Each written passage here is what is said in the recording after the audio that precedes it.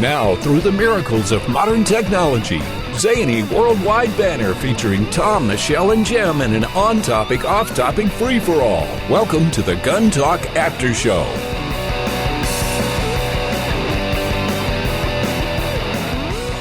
All right, it's the After Show. Glad that you could be with us. Heck, we're just glad to be anywhere here. We got Jim over there running the board. Hello. Hey, Jim. Hello. And Tom is filling in. Hello. And we appreciate you being here, Tom.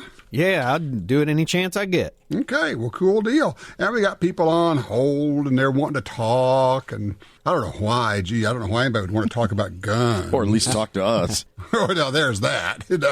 Yeah, talk to somebody that knows something. That's a lot better. But they couldn't find them, so we'll have to do. Do you prefer Arizona or Oklahoma today, Tom? Arizona or Oklahoma? Yes, those are two call choices. Oh, I see. It's a geographic thing. Let's just take them. Think about this. Let's go to Charles in Arizona. There you go. Hey, Charles, what you doing there? I just have a brief comment on Hillary's qualifications as a lawyer. When she spouts drivel about the gun industry having immunity, I don't think she mentions the fact that Big Pharma does in fact have full immunity for all of their vaccines. Ooh, good point. And there's a much more harm and damage that is done by substances the vaccines and the drugs put into our bodies than, and in fact mandated by the government than is done by any sort of so-called gun violence. And one other point is that the government itself holds a great deal of immunity. There are many things you cannot sue the government for. Well, that's true. Absolutely is true. And in fact, a lot of times when you want to sue the government, you have to somehow go through the process of ask permission. The court has to give you permission to sue them before you can sue them. So it's a great point. Charles hadn't thought of Big Pharma. That is a great point. Yeah, it is. Let's pick up Roger, who's in McAllister, Oklahoma. And I know he's running down the road here, I think it is. Hey, Roger. Yes, sir. You'd mentioned what are you shooting recently, and I just purchased a Smith & Wesson Governor 410, 45 long Colt, and it uses moon clips for 45 ACP. I'm not sure that I should worry about it, but with the Winchester Defender 410 cartridge, it let's say it ejects the cap, the firing cap. And primer? The primer. There you go. Sorry, lost the word. I was wondering, should I worry about that? When you say it's ejecting it, what do you mean? When you take the shot shell out, does the primer fall out of the case? Yes, sir. That's not good. No. I've got other Winchester, some 8s and 9s that I was shooting. They're 2.5 inch, and the 8s and 9s, the primer doesn't fall out. The other cartridges that I shoot, the primers don't fall out, but the defenders have got a heck of a kick too, so that may be part of it. Okay, here's what I would do. First step is don't shoot any more of the defender loads, okay? Second is contact Winchester Ammunition. Do you still have the original box that ammo came in? I do. Contact them on the flap of the box. There's going to be a lot number. Tell them what's going on. Here's the thing. Generally speaking, not always, but generally speaking, primers falling out of a cartridge case, or in this case a shot shell, indicate excessive pressures. Now, it can, in some cases, mean that, I had them come out of a 223 and a 308, but that was because the case itself wasn't annealed correctly, so the brass was soft. It wasn't excess pressure. But in this case, it very well may be excess pressure. You may have gotten a lot and sometimes this happens where they're thinking, we already recall those, we've got them all back in, and they may not realize that some of them are still out. They would love it if you would call them and say, hey, this is what's happening, and my guess is what they're going to do is say, please send those to us, and we will send you some other ammo. But please do not shoot that ammo anymore, okay? Okay. Yeah, that's fine. I appreciate it. Okay, yeah. All right, listen, you be safe out there. I appreciate the call. And I learned something new. Well, what happens is, if you get a lot of pressure in a case, the actual case head itself can expand. And there's a little bit of expansion that always happens if you shoot a rifle case or cartridge, for instance. It expands a little bit, but then it shrinks back. It kind of stretches and goes back. Well, if you have too much pressure, it goes so far out it can't go back. And the primers end up being loose or they'll actually fall out. And that's a pretty good indication of excessive pressure, which is clearly unsafe. If that wasn't the ammo, if it was a gun problem, he'd have it on all ammo, wouldn't he?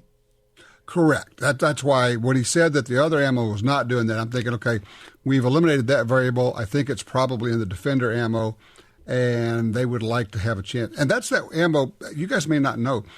It's 410 shotgun shell. It has 3 discs in it. You remember the old style watch batteries? Yeah. It's kind of like that, little disc that would fit into a 410 case with like a half a dozen shot pellets, something like that. So you got some pellets in there and these 3 discs. It's actually, weirdly enough, a pretty decent self-defense load at close range. Those were actually designed for the small revolvers. Yes, with the they were shotgun. designed for the governor and the judge. Right. If it were me personally, I would still rather have a 45. If I had those revolvers, I would be shooting 45 Colt in them. Okay. I just think that that's going to be a better self-defense load, but that's what they're about. But in this case, I would probably... you just need to contact Winchester and say, hey, this is what's going on. Gotcha. And what they're going to say is send them back. They'll test them and find out what's going on. So, Jim, yes, sir. The Hearing Protection Act. You like the name, don't you? I love the name because it flips it around on the anti-gunners, commanding the language. What was your reaction the first time you heard of it? Same thing Tom over here was telling me. Yeah. First time we heard it, it was... what are they up to now? Yeah. Now they're going to say guns are too. They're not too dangerous. We can't win there, so we're going to go with that. They're too loud, which obviously segued right into. Well, I want to talk to them about suppressors, and then I read a little more and said, "No, I'm just." Then you say, "Oh, wait, this is one from our side. We're going guns are loud. We want to protect our hearing." Yeah. Well, you know what it is. We're so used to getting hammered by everybody. Yeah. We just react, think, okay, it's another attack. But I think it's a brilliant idea, and I love the naming of it. For those who don't know, we're talking about the Hearing Protection Act, and I do not know what the bill number is. Somebody said, what's the bill number? I don't know. Just contact your congressperson and say, hey, I want you to support and maybe even co-sponsor the Hearing Protection Act that's going to make hearing safer. It's going to get rid of this stupid old 1934 law that requires a $200 tax on a silencer or suppressor. Right. You know, in England, you can just go to a store and buy one. In fact, it would be considered unneighborly to make all that noise with your gun. You're supposed to use silencers. What was the reasoning behind that in 1934 anyway? Movies. And same with machine guns. They saw on the movies that the gangsters used Thompson submachine guns, and gangsters and spies used silencers. It's the same thing as why all these states passed switchblade laws after the movie West Side Story. I didn't know that was the impetus for that. Makes sense. Oh, yeah. That's where the switchblade stuff came from. It says, gangs use those, toughs use those. When you're a so jet, silencers and machine guns, that was the 1934 National Firearms Act, NFA, and that's where it came from. It never made any sense. There was no reason for any of that in the first place. I just want to pass a resolution that Jim doesn't sing on the after show anymore. I'll second that. Did I miss something? I was singing, when you're a jet all the way from your first cigarette to your last dying day. And now you know why I can't sing. Tom, I'll go with you on this one. Nice. Oh, you know what we ought to do? Okay. Just because we can. Wait a minute. Stand by. And because it's the after show, right? Not scientific, is it? Actually. It's kind of scientific. Thank you. But. All right, let's just eat up 2 minutes. Speaking of Jim singing. Oh, yes, I'm the great enabler. Enabling your need to buy more. You need a gun, and shooting is fun. Why buy one when you can buy 4? I mean, okay, he's not Bono, but what are you going to do? Yes, I'm the great enabler. Don't ask me if it's what you need. Do what? Just buy one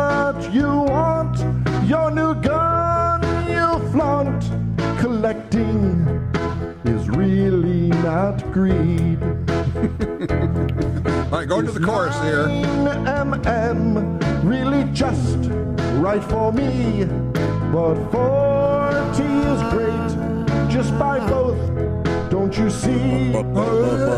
Oh, yes, I'm the great enabler. It's time you reloaded your own. You'll save some cash and reduce muzzle flash. Now you're in the zone. Muzzle flash? Reloaders are never alone. That was heartfelt. Well, AR or AK, the choice is too hard, but there's really no cost. Just put both on the card. Okay, that part's true. Oh, yes, I'm the great enabler. Buy more, that's always the rule. Oh, yeah. It's mags and sights, holsters, rails, and lights. With more stuff, you'll be tactical. We all want to be. Go for it. Tactical.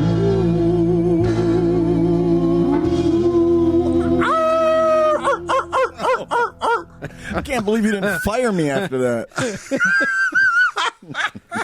Did you letters actually in the say mail. Tactical, yes. Yes, tactical. Yes, he did. That's paying homage to Mr. G. Oh, my goodness. Don't ever oh, my ask goodness. him. Don't ever ask Gresham. Hey, do you think I should get this? I've been kind of thinking about just. The answer is always yes, get it. It's a great enabler. Just do it, right? That's what you should have on your sound banking, right next to Scientifical. Just yes, go ahead and get it. Yes, go ahead. Yes, you should buy that. Yes, you should buy that. Yeah, I absolutely buy that one. You'll be sorry if you don't buy that one. Different versions. That'd be great. That'd be great.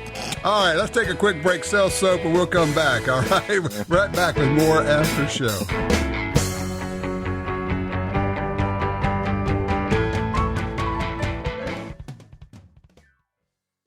The Ruger American Rifle is a 100% American-made firearm that offers outstanding performance at a great price. Available in standard size and compact models, it features power bedding integral bedding blocks, a Ruger Marksman adjustable trigger, a flush-fit 4-round rotary magazine, and a 3-lug bolt with 70-degree throw. Compact models feature a shorter length of pull and a shorter barrel for a reduction in overall length of more than 5 inches. The Ruger American Rifle, another rugged, reliable firearm from Ruger. In the war on terror, fighting crime in the streets, in competition, and homes around the world, one name in firearms stands out: Sig Sauer. Our pistols and rifles are renowned for their unfailing performance. This same commitment to excellence can be found in our line of SigTac accessories and the training offered by the Sig Sauer Academy. For unmatched quality, reliability, and innovation when it counts, choose Sig Sauer. Visit sigsauer.com today.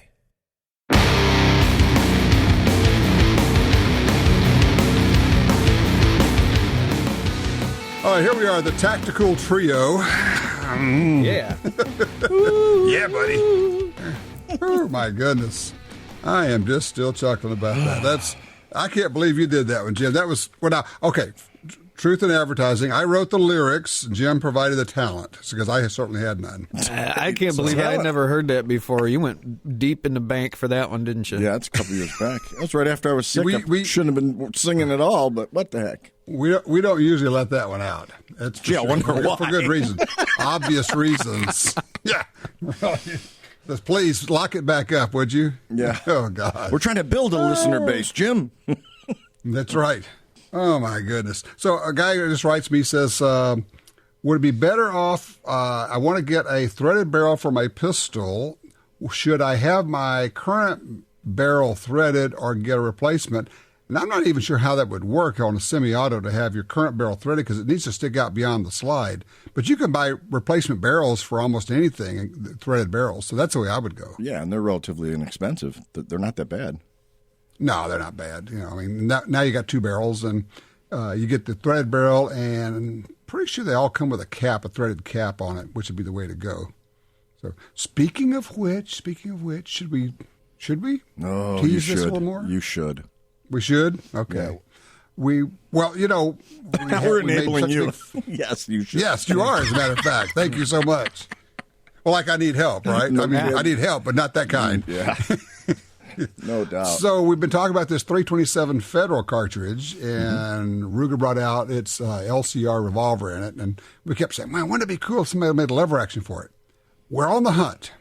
I'm not sure yet. It's promising. It's about as far as we can say right now. It's promising. It's one of those, we've gotten as far as somebody saying, I don't know why that wouldn't work, which is what they always say until they find out that it won't work, right? Well, if it's working 357, it's got to work in 327, right? Well, except that, if they don't have any 32 caliber barrels, that's going to be the deal. Because you can say, well, yeah, that's great, except that we buy barrels in bulk, and we just don't have any 32 caliber barrels. I have no idea. And then you get into the little stuff where I call it hand waving. We're on the side, hand waving. Oh, yeah, it's fine. It's going to be good. It's great. We're waving our hands. You guys can do that. And they're going, yeah, well, what about like the lifter and the ejector? And I'm going, oh, yeah, all that little stuff that's inside a gun. Stuff's important? Yeah. That stuff. So we're at the point where somebody says, I don't know why it wouldn't work. And now they're going to go find out if there's really a reason why it wouldn't work. But toward that end, in the middle of this, we're going, what if you threaded the barrel, man? Can I put my name on the list early? Yeah. Yeah, you get place number 3. Right behind Tom and I. Yeah. Because that would be really fun. And then, of course, we go over to Mike McNett over at Double Tap and go, Mike, we got to talk to you about something. And, of course, Mike's answer is always, absolutely, we're there. We're gonna do something. I'll cook up something. Because the cool part is, he's like, can you load? He just stops and says, of course I can. Just tell me what you need. You want a heavy bullet going slow? You want a light bullet going fast? What do you need? We can make it. We can do it. So, the big question, you'll love this, going around the show this week, as at the wholesaler show, everywhere I went, people were asking me, and I was asking them, and nobody knew. Don't know if you guys saw, I think we talked about this announcement of a company that's going to have a new ammo factory in Tennessee. Mm-hmm. That was a few months back. HPR. Yeah. They're saying $560 million, $500 million, wow. 600 employees, huge plant they're going to build. And everywhere I go, I'm talking to ammo companies, and I'm talking to powder manufacturers, and everybody's scratching their head and going, what? Nobody knows where about are they going to Where are they going to get the ammo? Or where are they going to get the bullets? Where are they going to get the powder? And more than any of that is, where are they going to sell it? Because all the shelves are full right now. Not 22. No, but I guess it could. For that kind of money, you could absolutely build a rimfire plant. Yeah. Explain again why that is so expensive. Because somebody's talked to me about it yesterday. And I'm like, well, because it's not primer cap. Because now you are handling true explosives. And if you're just buying primers, that's one thing. And yeah, they're kind of explosive, but you're not making them. And you're just putting them you're basically loading ammo. It's like reloading. But if you're making rimfire, you have to have the slurry, the slush that goes into the rim of a rimfire cartridge that becomes the priming compound. And now you have to have special rooms that are high humidity. It's like being in a rainforest all the time, so you don't get any sparks. Nasty, ugly, slimy place to work. You have to have rooms that are buildings that are made so that the walls are like blowout walls. So when it blows up, it's kind of bad if you're in there. But it's the wall blows out so it doesn't blow up the rest of the plant. And things like that. There's all sorts of things. And then the permitting, if you're going to be doing that, is really interesting because now you really are making explosives. And you're not really, but it's right. But the priming compound. The priming compound, isn't it? It's very similar to nitroglycerin, isn't it? And that's why the impact makes it go. I don't know. It's kind of like that, at least in the sense that it's nitro goop, nitro something or other. The technical name. It's It's kind of scientific. okay. Apropos. Yeah, so there you go. Yeah, it's so anyway. I don't know, but everybody was saying it was funny. I was talking to Hodgson, the powder. They're going, we don't know. They were going to ask you. Talking to ammo companies, we don't know. And everybody was walking around the show going, does anybody know what the deal is here? So we don't know. As soon as I know, I'll pass it along. But that was weird. Usually somebody has the skinny on it, but nobody did. Huh. I don't know. It would be nice if we had another ammo maker. I tell you what I did do, though. I got to talk with the people at Aguila. I have to keep reminding myself because I have always said Aguila ammunition. But it's Aguila, made in Mexico. And they make rimfire, and they make shotgun shells, and they make centerfire, handgun, and rifle. They had the coolest little short shotgun shells, like 1 7/8 cent shotgun shells, some 1 3/4 inch, something like that. Don't hold a lot of payload, but for self-defense, you don't need a lot of pellets in there, really. I mean, if you could throw out a half a dozen 30 caliber balls, that's not bad. And so, but the idea being, if you loaded those with bird shot, boy, they'd sure be soft shooting, almost no recoil. Plus, you could almost double your capacity, couldn't you? And you could almost double your capacity, yes. I mean, if you had one of those 8-round mag tubes, you could probably get 13 or 14 of these in there, maybe 12. That would be cool. So it's kind of like, I don't know. It doesn't really matter what you're going to do with it. Just the fact that it's cool is enough, right? Heck yeah. Yeah, that would explain how in the movies they never seem to run out of shotgun shells. They just keep blasting and blasting. We were talking about that yesterday, too, on the range. We had some folks over. Have you noticed in the movies lately and stuff, they're starting to actually, well, we've talked about they're getting more accurate. They're doing loading. They're doing reloads, yeah. Doing reloads. They're doing mag drops. They figured out, you know what it is? They figured out, especially with slow-mo, they can make the reloading process look very cool. So I thought they just got tired of folks like us calling them saying, hey, you don't have 37 rounds in a Glock. No, they don't care about us. They just said, can we make our movies look cool? Can we have some other silly bit of business that's not them pulling out a semi-auto and racking the slide, which, of course, tells me that they had an empty chamber. And because they always had to do that because somebody had to cut in the sound effect of right. You know, because, I mean, it's what you have to do. I swear, I think sometimes just they would pull the gun out and draw it, and they would throw that sound in there. What was that? Did somebody just rack a slide? It reminds me of the people want to use a shotgun slide sound for home defense. That's all. I don't have to have it loaded. They just hear that sound and they'll run out of my house. Yeah. Okay, Einstein. Yeah, no.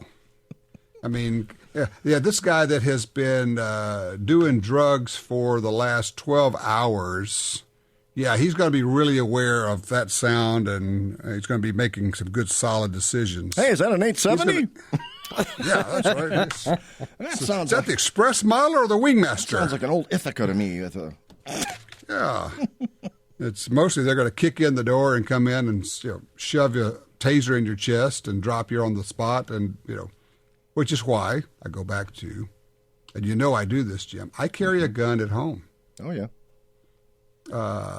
Because I always ask people, if somebody kicks in your front door right now, where's your gun? And it's kind of like, they don't even answer because they know. They go, yeah, it's back there, isn't it? It's somewhere. It's in the bedroom, or it's in a safe, or it's in a, right. Well, even if you're not wearing it, if you just stick it next to you somewhere, but it should be within reach. Now, do you remember those comedy PSAs we did for LifeLock that nobody got except us? Yeah, they were just a wee bit too subtle. We thought they were hilarious. Everybody else is going, what? It doesn't work. Well, that was basically about... Explain what they were. Well, basically, it was a series of 6 commercials. I think they're still out there somewhere. Series of 6 commercials that played off the LifeLock company and just converted the name a little bit and parodized it to be talking about the inconvenience of being robbed or mugged and how those things should be schedulable. And with this app, you could, guarantee somebody's safety between X amount of time and X time, X amount of time and X amount of time as long as they checked in, they logged into this. Because you would know you'd be safe during that time because you've already scheduled it. Right, you scheduled your attack for another time, right. So, we got some people calling saying, how can you play that PSA? That's terrible. That's not true. Can you please wait till after 5 p.m. to rob me? This is just not a good time. Yeah, basically. And nobody got it. Every time we try sarcasm, we realize that sometimes it's just lost on some people. Yeah, well. It was fun doing them. Yeah. It was fun doing. Yeah, and now they reside in the same folder as the Great Enabler song. For a very good reason, evidently. Don't give him any ideas. I will find the folder. Wow. So let's see. I saw a cool new Colt. This is the one I can talk about. A lightweight Colt Commander size pistol with really nice sights on it. They're in 9. Colt's going to available in 9 and 45. Oh yeah. The 9mm 1911 is a very nice pistol. Really a nice shooter. So, and they're going to have some other stuff. In fact, everybody's got more stuff. My gosh, there was a lot of new guns being shown. Ruger just keeps popping them out. Toast coming out of a toaster. They don't even wait till shows to announce them. I mean, as soon as they're ready and they can make a bunch of them, they announce them. So that's how we got the LCR in the 327. I think I'm going to end up looking at those pretty close. Not that I need it. Well, if Michelle gets hers, which she should be there by now. Yeah, well, she's not here. She's not here, so we don't know. We'll find out. But, yeah, pretty cool. I wonder if I could dress up like Michelle and just claim I'm her and go get that gun. Well, isn't that what you do on Thursdays? Thursday's your day for that, I think. You told me not to bring my private life into the after show. I'm sorry. I know. We love Tom, but we still miss Michelle. It's a double-edged sword we have here. Yeah, it is fun. Let's see. I'm just looking at my printouts here. Yeah, gun control is a major topic for Hillary. Let's see here. That's right. I love this. We have she's calling for measures to combat the epidemic of gun violence. And then we have common sense proposals, of course, to end the epidemic of gun violence, which is always interesting when gun violence, quote unquote gun violence, crimes committed with guns is down 50%. How's that an epidemic? And why does the media not call her on that? In Mr. Barry's presentation this week, the police chiefs, he actually started it out with saying, "Now these are FBI facts. Violent crime is down big time." Right. I couldn't believe he even said that. I thought that was cool. I thought it was great. And then he called for gun control. Yeah. Oh, no, he waited about 20 minutes. And looped back is what he did. Things are great. We've got crime going down in the right direction. We've sold more guns. We've got more gun owners. We've got more people carrying guns for self-protection. And crime is down. Therefore, we have to do something about these legal gun owners. And you spell it. Disconnect. Yeah. You spell epidemic Chicago, right? Is that how epidemic is spelled? Chicago. Oh, wait. It's right. DC for short. We're not singing. What a cool city Chicago is, except for that. It is. It's one of the great cities of America. There are 4 cities in America, my contention, that are truly unique, that have their own culture, their own style, their own way of doing things. New York, Chicago, San Francisco, and New Orleans. Yeah. That's pretty accurate. Yeah. Then you got Dallas and Houston, which are great cities, but it's like Applebee's. I mean, come on. It's a strip mall. I love them. Come on, guys. And don't get mad at me, but come on. Fort Worth has its own little thing going. It's pretty cool. But truly a lot unique, of cities are just big cities. But when you talk about truly unique, they have their own food, their own culture, their own thing going, their style. They got an attitude, if you will. Maybe that's it. It's attitude. So anyway, that's my thoughts on it. I've always thought that to be the case, and I throw it out there. If you have others that you'd like to add to that, by all means. Now, what has changed in Illinois in the past year? Or a year and a half ago, they passed the Illinois carry? Well, they got concealed carry. Right, but I mean, as far as Chicago still has weird things, don't they? Oh, Chicago's still weird, and it's difficult there, but mostly it's just an unwillingness to do what needs to be done. You know what? And here's the thing. The president could people say, well, the president can't do anything. Actually, in this case, the president actually could do something about crime. And I'm not kidding. I'm not being facetious here. Imagine if every attorney general, every U.S. attorney around the country, there are a lot of U.S. attorneys around the country, every one of them was told to make it a priority to pick up every single felon with a gun case. Because right now, you can't get the feds to touch a felon with a gun case. Mm-hmm. It's a federal crime, but they won't touch it. If they said, it's just real simple. We're going to pick up every one of these and we're going to throw you in federal penitentiary, not your local or state jail. You go into the federal pen for this and just start sweeping the streets for all these guys. Thousands. After a year of doing this, you would have picked up the 2% that's responsible for 50% of the crime, and the others would have gotten the message. But that would take... I can't even say it on the after show. It would take a pair. It would take a pair, yes. Yeah, as the Duluth trading people say, get a pair. Yeah. And to make it a priority, because right now their whole thing is that doesn't get me any face time on local television, and that's what I'm all about as I work on my career. Yeah. But if the Attorney General of the United States said, all right, here's the deal. You're basically all on not a quota system, but this is a priority. I want to see how many felons with a gun cases you're going to take care of, violent felons with a gun. If somebody commits a violent crime and they're a felon in possession of a gun, let's get them the heck out of here. Yeah. Well, here's an example. That's something the feds could do. They could. Here's an example that's kind of just absurd to me. Okay. I think it was 2012, might have been 2011. There was 14,000 some odd number felons that actually filled out a 4473 to try to purchase a firearm legally. Yep. That in itself is the very act of the filling out the form is a felony. Right. They prosecuted 2 out of all 14,000. Yeah, might have been 1,400, 14,000, whatever. It was a huge number. I think 1,400, but they prosecuted 2. 2. Mm-hmm. Don't want to touch. So that's working out great. Good to have these laws, huh? Yeah. So the whole background check thing, which is supposed to weed out the felons and all that, not so much. Because they don't. I mean, they have a signed confession right there. Yeah. But 2. I mean, you signed this piece of paper saying I'm buying a gun, and follow through on the laws we have. Damn it! You got them in place and you don't exercise them. That's shaky ground because I'm always a little bit worried about that. It's not so much that. I have a problem with the whole idea of saying there should be additional penalties for committing a crime with a gun. And we have those penalties.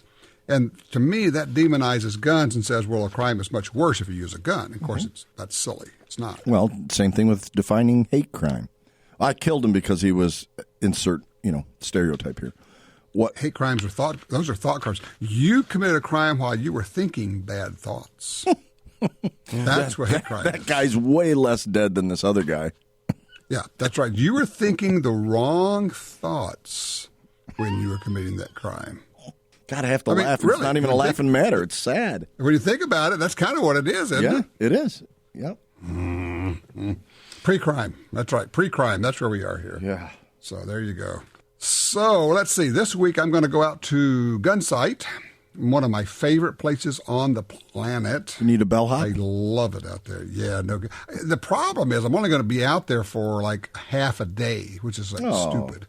Got to go out there, see all my buds. I mean, I'm getting notes from them. Hey, you're coming out. Great. I'm going to go out there. We're going to shoot some video for the TV show, and then I'm going to load back up and come home and go, well, that wasn't much fun. I didn't get to work. I had to work the whole time. I worked. I didn't get to shoot anything. It's rats.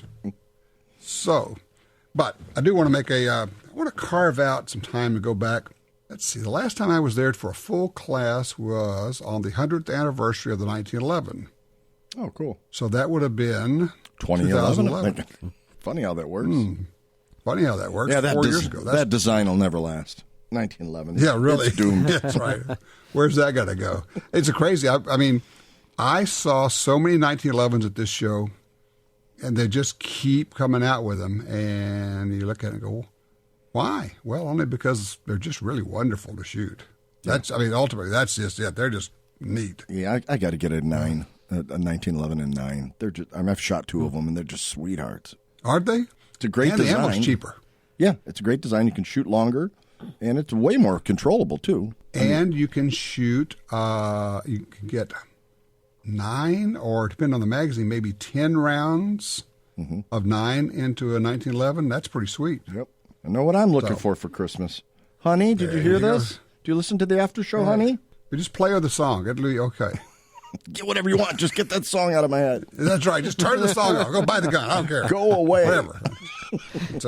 It's just waterboard me. Anything. Just stop it.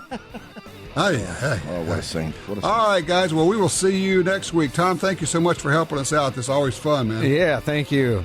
Okay, good deal.